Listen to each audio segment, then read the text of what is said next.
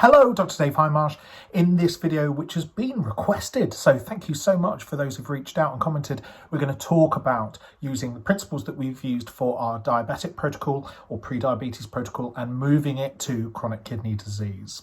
So I thought I'd just pull together my thoughts and just to share those with you so that you can see behind the scenes for this way. So with any protocol, we think about it in three parts: the trigger, the process, and then the output. And really for this one, we're going to look at the sort of the trigger and the process as the key points for this.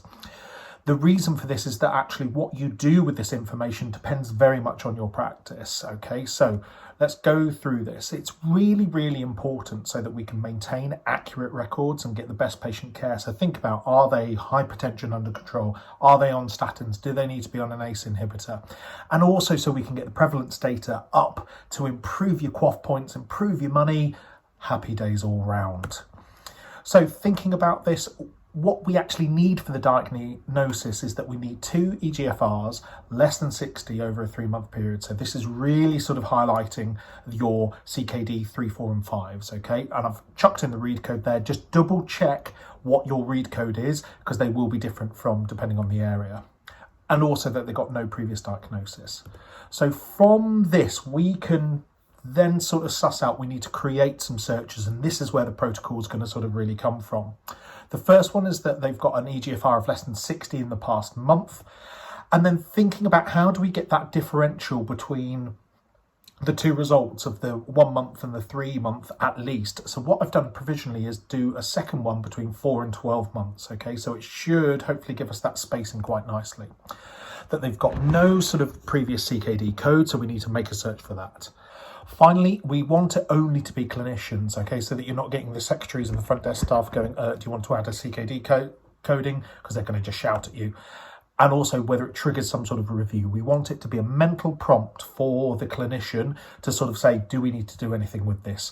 The reason I put limited in automation is that because it's quite a complex subject, you know, I've run this protocol now for a couple of weeks, and you notice that things are going up and down. So they sort of flick between sort of 2 and 3. So actually you wouldn't want to do anything, just monitor it. Whereas others are clearly a steady 3 throughout. You really need to discuss this as a practice, sort of how you want to run things, okay? We've run it so far and I've already got some feedback on it and it's been useful getting the read codes right, etc, etc. So let's hop over to SystmOne and sort of see if we can suss out. So there's going to be a pregnant pause. So we've got the pathology report, okay? And it's arrived between the 26th of July when I'm recording, or sort of 4 weeks ago, and today, so 23rd of August for when I'm recording. The main bit to do this is ensure that you click the relative, okay? So we've got a report exist, and then when we scroll down, it says specify numeric, okay, that it's less than or equal to 60. So we've sort of got our diagnosis there. And you can see here that I've specifically put the GFR calculated abbreviation, and that's the specific read code that we're looking at from that way. Okay, this is all under the pathology and reports underneath our filing bit.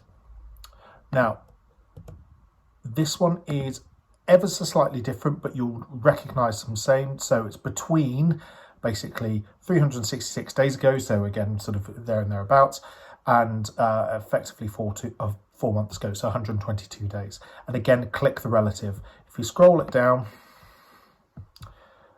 you can see here I've kept it exactly the same. What I did for this report is that I generated the one the last month, copy and pasted it, or you can duplicate the report quite easily, and then just adjusted the dates. Happy days all round.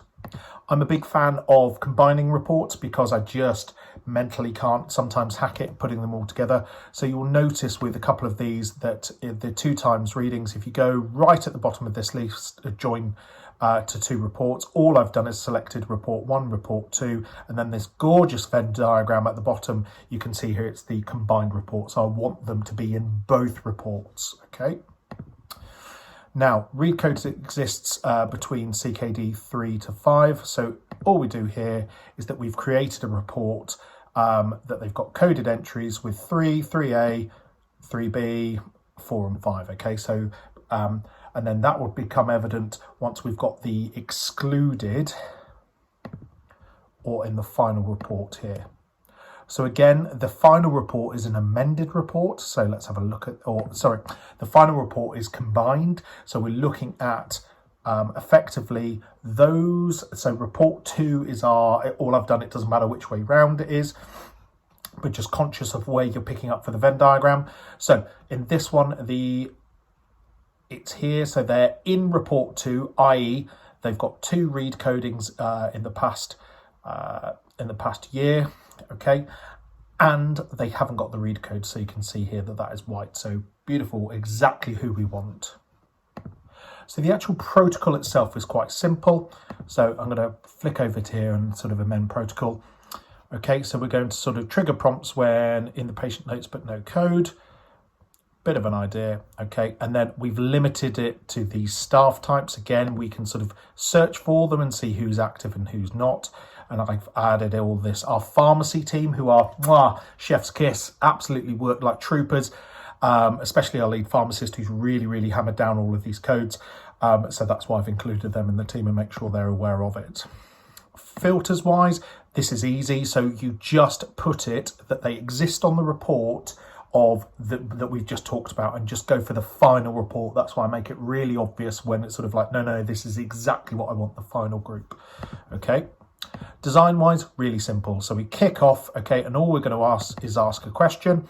Okay, so chronic kidney disease, no read code. This patient has 2 eGFRs less than in the past year that are less than 60. Would you like to add the required read code? 3, 4, and 5, and no. Okay. So if you add 3, it would sort of flick to the add read code. If you add 4, add the 4 read code, etc., etc.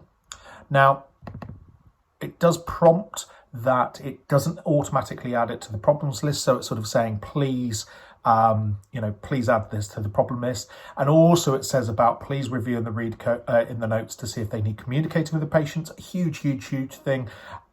With them, or medications adjusting, i.e. statins and ACE inhibitors. Because the issue with this is sort of like the issue is so broad that it could be as simple as you might have your patients. It could just be as simple as you just have the read code, they don't care, you don't care, or are you going to have to generate a consultation? Everyone's different. You're just going to have to do it on an individual basis. Okay.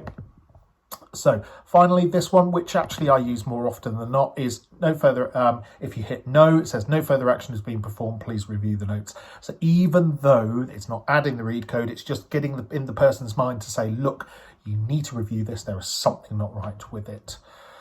So that's it. A really simple protocol. Hopefully it is not very automated on the back end, but as with this, it is just adding a little nudge. So when you open up the notes, when you're filing bloods, it should pop up saying this person's not been added. This hasn't got CKD. Do you want to sort of at least think about it? Again, in those broad category types, the ones that I've seen, they're either flat and been in CKD and we've just truly missed them, or actually they're sort of fluctuating in and out. So actually it's quite right that we don't add the code just yet. Thank you again for the comments. Thank you again for the suggestion. I hope you found this useful. Please, feel free to pick my brains about this. The searches and protocols is really simple to set up. And that's it, really. I'm Dr. Dave Hindmarsh, GP Templates. Keep on going, primary care people.